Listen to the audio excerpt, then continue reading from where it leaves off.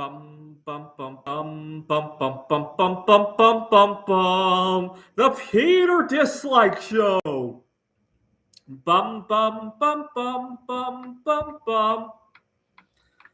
Please continue to offer your prayers and support by leaving dislikes on this video. I got 10 dislikes the other night and I did pretty well actually. There's something I need to work on. Well, two things actually, but they're kind of interrelated to one another. Tomorrow there's a potluck event, and I'm working on some Legos. I'm hoping I'll have more of it done by tomorrow because I want to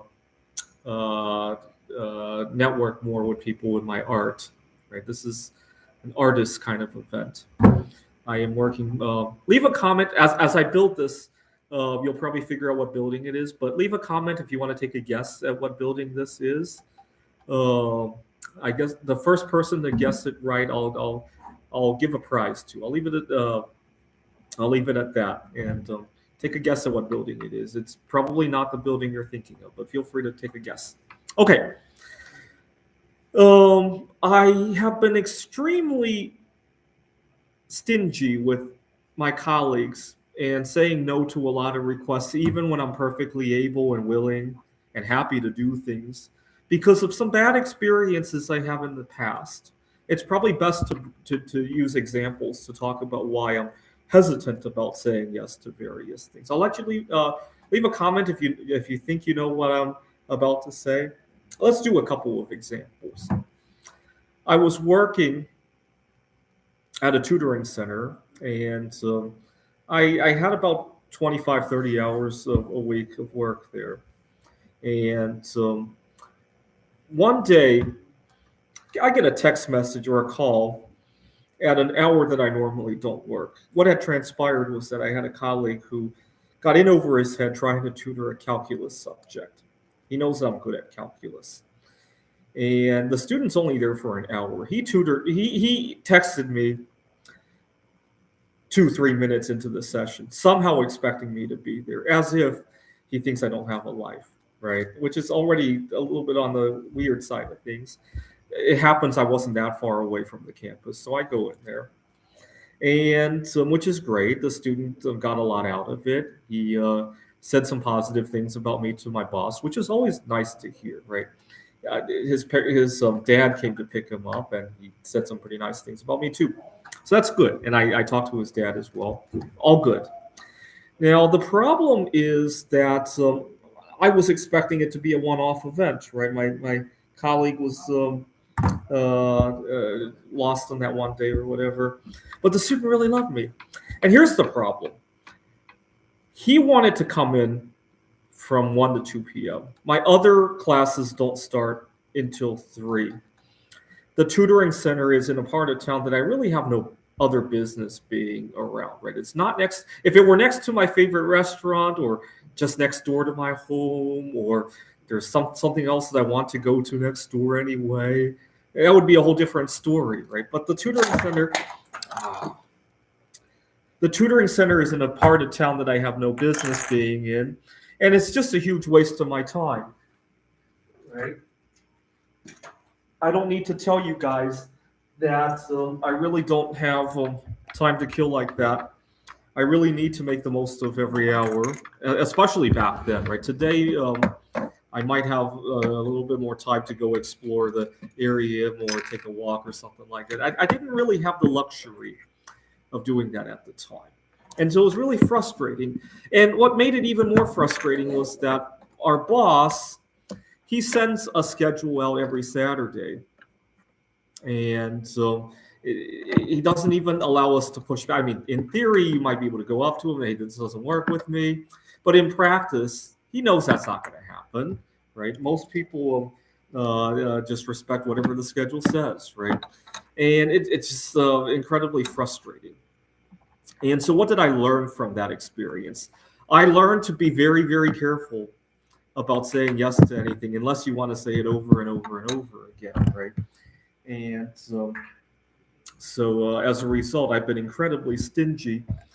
I had another colleague who the yes turned. It didn't turn into this, but it turned into something else. what had happened was during the COVID lockdowns, my colleague, I talked about this extensively, but some of my viewers may not have heard it yet, asked me to donate some vacation time to her. We have this weird policy where you could donate your paid time off to a colleague in need. She had, her sister was grappling with long COVID. This was before we even understood what long COVID meant, and nobody knew if she was contagious. We now know it isn't.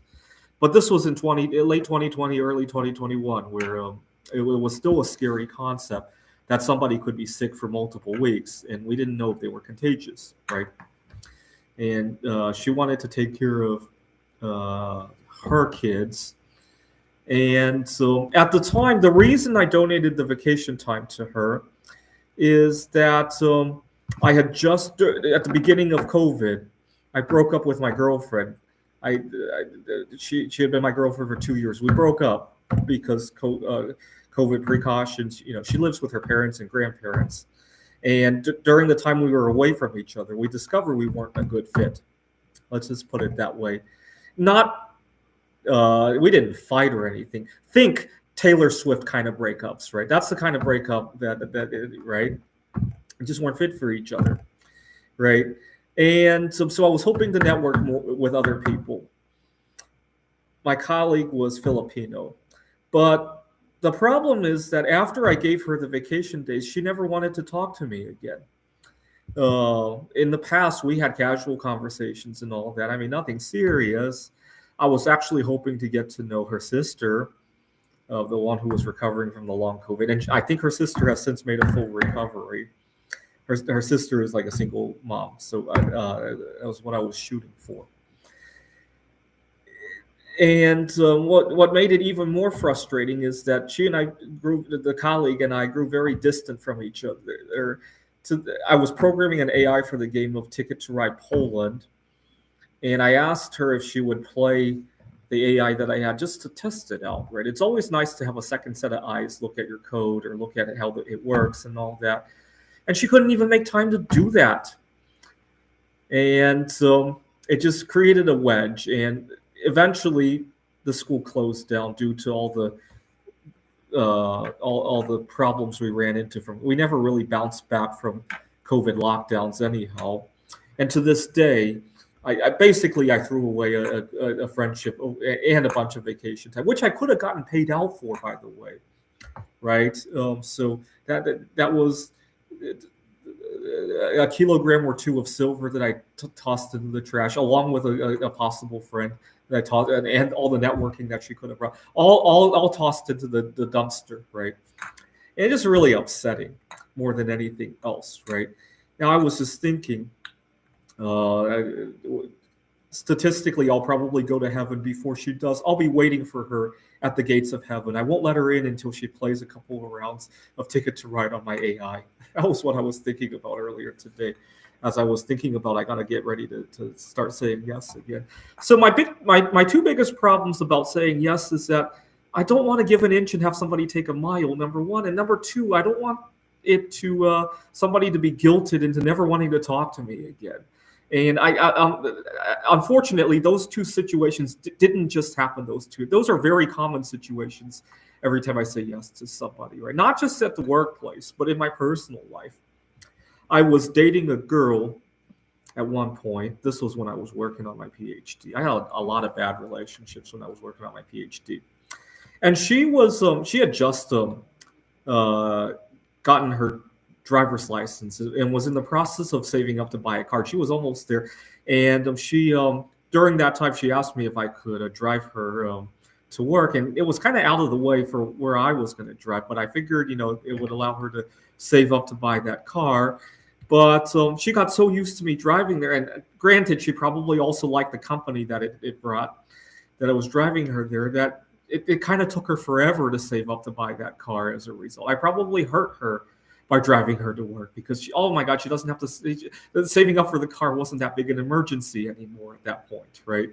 And so there are other times I'll help out a friend and they'll feel like they owe me too much to even want to talk to me anymore, right?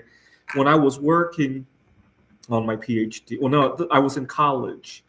I had a classmate who was No, I was working on my PhD. I had a classmate who was in college, and so I had offered to tutor him. And in return, I was hoping he would help me network with some girls that he knew. Long story short, I finished the tutoring with him, and instead of helping me network with the right girl, he got himself a girlfriend. And I thought, okay, that's great. You know, now that he has a girlfriend, maybe he can look for one for me. I'll let you pause the video to think what happened. He got too busy with the girl to even think about me. And so I think I created a little bit of a wedge. You know, he probably just feels like he owes me too much to even want to think about me anymore. That's the kind of drama I often run into, unfortunately. And I'll have to think hard about avoiding that problem. And here's the thing. Even though I want to meet the right girl for myself, I solemnly swear, because of how much this fucking annoys me, I solemnly swear that when I do meet the right girl for myself, I will not leave my male friends behind, because that was a big soreness of mine, and I don't want to be doing unto others what I didn't like done unto me, right? And so I solemnly swear I won't do that. But I also have to be careful about how I say yes, right?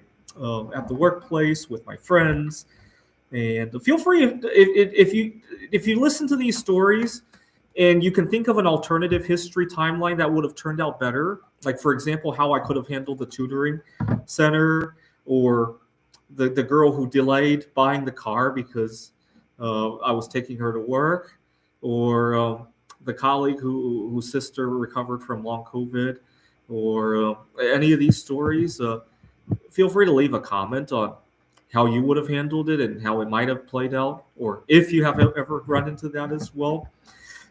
The other day, I had a colleague who wanted me to fill in, and I would have filled in, except for the fact that I remembered what happened at the tutoring center last year, and it gave me great pause. And so I told him, you know, I wish you well. I can't make any promises right now. And good thing he found somebody else, right? And so a lot of tough lessons from the bad experiences of the past. But please leave a dislike to pray that I impressed the right people at the art show or the potluck art gathering tomorrow.